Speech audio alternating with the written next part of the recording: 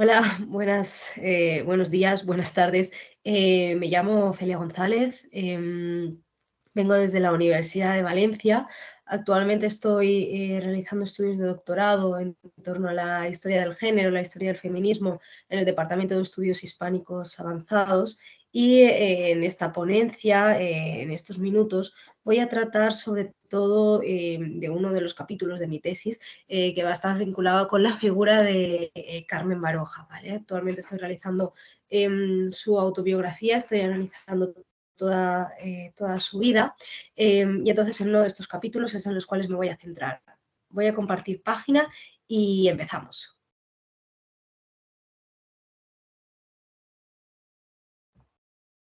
Vale.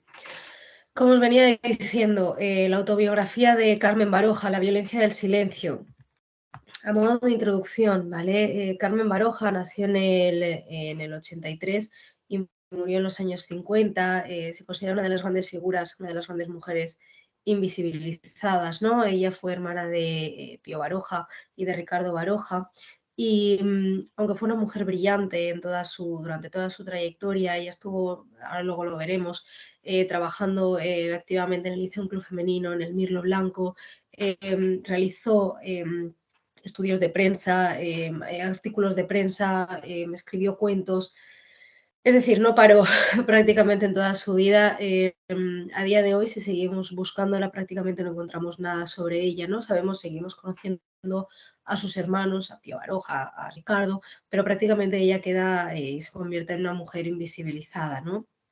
En este punto, sobre todo de toda su literatura, de su obra literaria, es la autobiografía la gran vía de conocimiento que tenemos, ¿no? Es decir, en su autobiografía nos ayuda muchísimo a abrir este nuevo campo de conocimiento entre la unión entre la esfera privada y la esfera pública, ¿no? Entre el tradicionalismo más clásico, ¿no? Y el nuevo modernismo, en cómo se encontraba la mujer moderna, en qué pensaba, en qué vivía, cómo vivía, cuáles eran los contactos, qué inquietudes tenía, ¿no? Al final es una forma de entender y de unir este concepto del yo, ¿no? De la primera persona, eh, el individuo como tal, ¿no?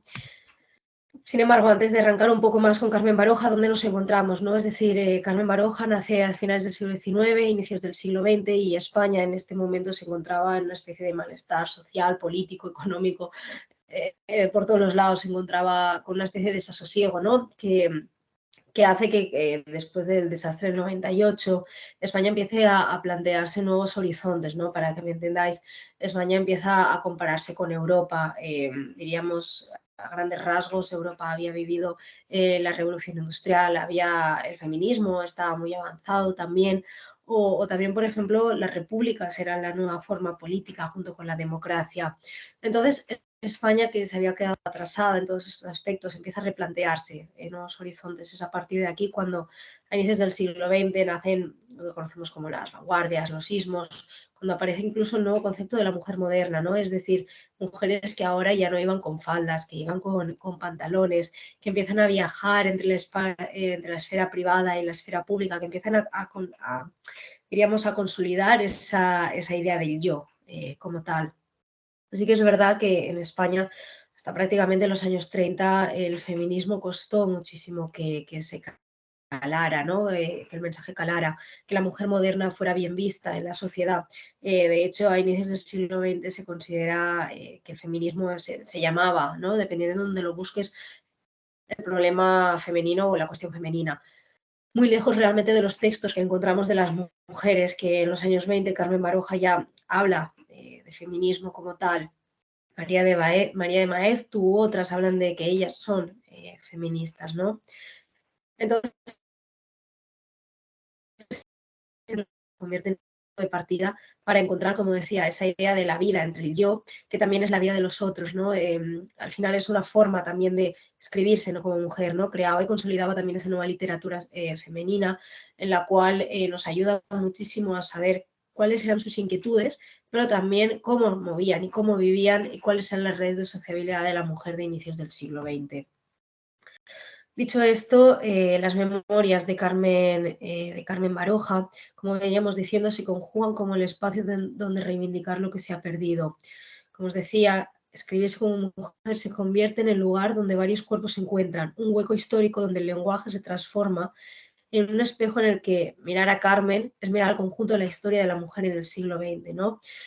Es decir, Carmen Baroja nos ayuda a nosotros a día de hoy a encontrar también esa violencia del silencio que venía diciéndonos, ¿no? Como a través de su autobiografía encontramos ese tradicionalismo, esa dicotomía que ella va a ir viviendo durante toda su vida entre lo que debía ser y lo que quería ser, ¿no?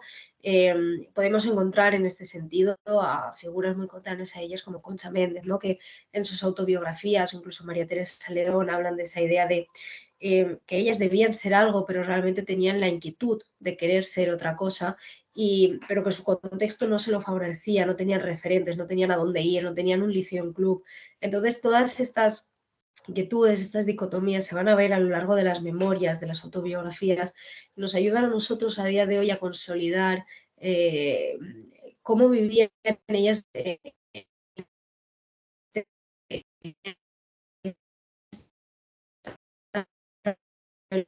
inicios del exterior también en el franquismo, ¿no? Y a posteriori los años 60 y 70. Por a grandes rasgos, la vida de Carmen, diríamos que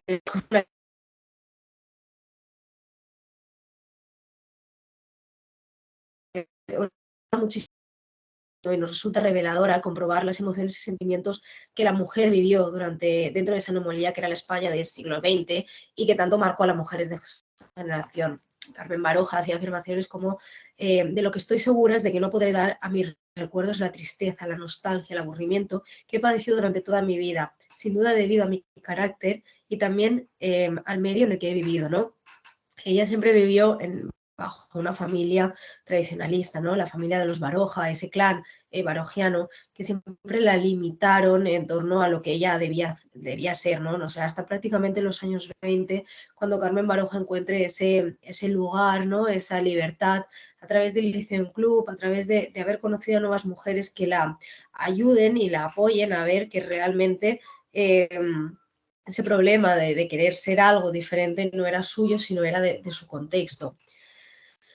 Como os venía diciendo, cuando llega, sobre todo cuando se estallan las repúblicas, aunque ella venía desde una familia bastante conservadora, ¿no? Es cuando encontramos a que se asienta esa mujer moderna, cuando la mujer realmente adquiere ese yo y esa individualidad, sin olvidar nunca que la sociedad española no cambia de un día para otro en la República y que había muchísimos sectores que no estaban a favor de que la mujer formara parte de la esfera pública, ¿no?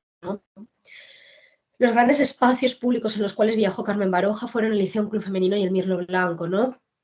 Estos espacios también estuvieron violentados, ¿no? por el lenguaje masculino. Encontrábamos incluso en estos espacios como compañeros suyos, ¿no? De propio trabajo, diríamos, por ejemplo, yo que sé, Alberti, se quejaban de todas estas mujeres e incluso la propia sociedad las insultaba y las reprimía por estar siendo e intentar encontrar este espacio en el que sentirse libres, ¿no? Carmen Baroja trabajó en el Liceo Club, estuvo en el Mirlo Blanco, que era también un teatro de cámara en el que ella habla en sus memorias de cómo se sentía, de que realmente fueron dos épocas, dos momentos de su vida en los que realmente se sintió libre, ¿no? Luego veremos cómo, por ejemplo, a partir de la guerra civil, ella se ve obligada a irse al País Vasco con sus familias, con su familia, y vivir la guerra civil allí. Como a partir de ese momento la mujer se ve obligada a volver a esta especie de obligación de lo que debía hacer esta mujer, de lo que debía ser esta mujer, y lo que encontramos es que frases como estas, la de la situación nuestra era muy angustiosa, yo no tenía ningún dinero, pues siempre solía ir muy escasa, sobre todo cuando iba a Vera. Yo me di cuenta de que había que explotar la poca tierra y la huerta que teníamos. Lo primero que se compró fue un cerdo. Alquilamos el caserío de la casa como parte del campo. Entre nuestra tierra y la alquilada se reunía bastante. Se sembraron patatas que dieron una cosecha magnífica. Hubo para todo el año. Luego maíz, nabos, etcétera, ¿no? Es decir, Carmen Baroja, ella lo habla en sus memorias de cómo se vio obligada a dejar todo lo que ella realmente había evolucionado en la esfera pública en Madrid, y cómo al estallar la guerra civil se vio obligada, pues, a trabajar en el huerto, ¿no? A volver a ser lo que realmente debía ser una mujer, que era la encargada de trabajar en la casa, a hacer la comida, de que la vida siguiera hacia adelante, ¿no? Ella habla de esa frustración, de cómo se vio obligada, pues, ayudar a la gente que venía a estar día y noche trabajando en el hospital, etcétera, etcétera, ¿no? Encontramos a partir de la guerra civil la situación, obviamente cada mujer la vivió de una forma diferente. Ella vivió lo que se considera, sobre todo, guerra civil, franquismo, un exilio interior, ¿no? Es decir, vivieron en Madrid, bueno, en el caso en España, ¿no? Vivieron con sus pieles, ¿no? Con sus propias carnes, la guerra civil y el franquismo, y vieron sobre todo como esta idea del ángel del hogar, ¿no? Como se les vio arrebatados de un día para otro, todas esas libertades, esas redes de sociabilidad, esa evolución tan grande que habían vuelto, ¿no? Y esa nueva violencia del lenguaje que veníamos diciendo se impone otra vez sobre ellas, marcándoles unos nuevos cánones de cómo deben ser y de cómo deben actuar dentro de la sociedad española. Así pues, como os venía diciendo, la mujer, el franquismo, cuando se instaura el franquismo en España, Carmen Baroja, la primera frase que dice cuando inicia el capítulo del franquismo es, cuando vuelve a Madrid después de mucho tiempo, es que encontraba una sensación terrible de polvo y suciedad. En algunas partes todavía se veía el empedrado de las calles levantando y convertido en trinchera. También nos pareció, acaso por estar acostumbrados a la soledad del pueblo, que había un horror de gente por las calles, toda muy desastrada, ¿no? Es decir, Carmen Baroja, cuando termina la guerra civil y se instaura el franquismo, ella vuelve a Madrid. Sin embargo, en los primeros años, ella de lo que habla sobre todo es de la carestía, ¿no? De lo mal que se vivió en estos años de franquismo. Eh, Obviamente toda la parte artística se vio completamente anulada, ¿no? Ella se volcó completamente a su familia, a la supervivencia, y volvió a ser un propio ángel del hogar, ¿no? Lo que en ese momento la sección femenina de la Falange instauró que era lo que debía ser una mujer. Mujer del periodo más trágico para la vida de la mujer, ¿no? Del siglo XX fue la dictadura, ¿no? Que decidió silenciar las voces de las mujeres. No obstante, en lo que este capítulo atañe, al igual que en una composición musical, como veníamos diciendo, los silencios son importantes, ¿no? Silencios que muchas veces brillan más que cualquier otra cosa. Es decir, la vida de Carmen Baroja ha sido constituida como un silencio, ¿no? Como una mujer que avanzada para su época, pero que sin embargo a ojos del franquismo y a ojos de la sociedad no era lo que debía ser una mujer, ¿no? Partiendo de esta necesidad de encontrar a la mujer a través del silencio y la autobiografía, observamos cómo muchas mujeres fueron adaptándose y evolucionando al mismo tiempo que el contexto que las daba iba cambiando. Ahora, tras años de silencio y olvido, las encontramos a través de su literatura, ¿no? Es decir, a través de su adaptación, de cómo vivieron el franquismo, de cómo tuvieron que adaptarse a vivir una época de esplendor y otra de oscuridad. A día de hoy, la única forma y fuente que tenemos de conocimiento es su literatura. Carmen Baroja, por ende, y sus memorias van más allá de un valor literario y estético, incluso su posible utilidad como archivo histórico, ya que son a día de hoy un documento indiscutible para conocer a la mujer del siglo XX. La memoria, seguramente la palabra que mejor describe este capítulo de la literatura autobiográfica, nos ha reencontrado con un pasado olvidado, ¿no? Son muchas mujeres que, junto con Carmen Baroja, encontraron en la palabra libertad, eh, todo aquello que la sociedad no se les otorgaba, ¿no? O así a priori no lo podían conseguir, y que a través de la memoria escrita encontraban la paz de aquel que se confiesa y reconcilia con sus pensamientos.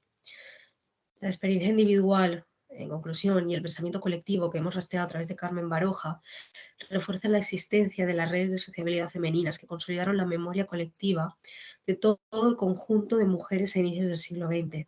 Además, nos ha abierto el espacio de dimensiones históricas en el que se expande la crítica hacia unos modelos canónicos literarios donde la mujer quedaba totalmente apartada en un segundo plano, ¿no?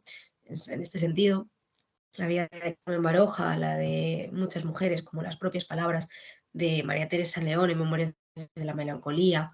Aún tengo la ilusión de que de que mi memoria del recuerdo no se extinga, y por eso escribo en letras grandes y esperanzadoras, continuará. O Carmen Baroja, cuando habla de sus últimos años de vida, parece que se ha marchado todo, absolutamente todo lo antiguo, lo que constituía mi manera de vivir. Casa de Mendizábal, imprenta, casa editorial, muebles, ropas de casa, ropas, casas de molinos, por último Rafael, su marido. Se ha cerrado el ciclo, ahora empieza una nueva etapa para mí, ¿no? A partir de este momento, ¿no? Es lo que encontramos estas ideas de que la memoria, la violencia, la polarización e incluso el silencio a la que se les vio obligadas a muchas de estas mujeres ha traspasado los tiempos, ¿no? La literatura, la memoria, la autobiografía nos ha ayudado a día de hoy a reconciliarnos un poco mejor y un poco más con ese pasado nuestro, sobre todo a conocer realmente cómo era y cuál era el papel de la mujer a inicios del siglo XX. Así que bueno, con esto termino. Muchas gracias. Espero que os haya gustado y espero sobre todo haber aportado un granito de arena en torno a quién era Carmen Baroja y lo que era para ella ser una mujer moderna en el siglo XX. Muchas gracias.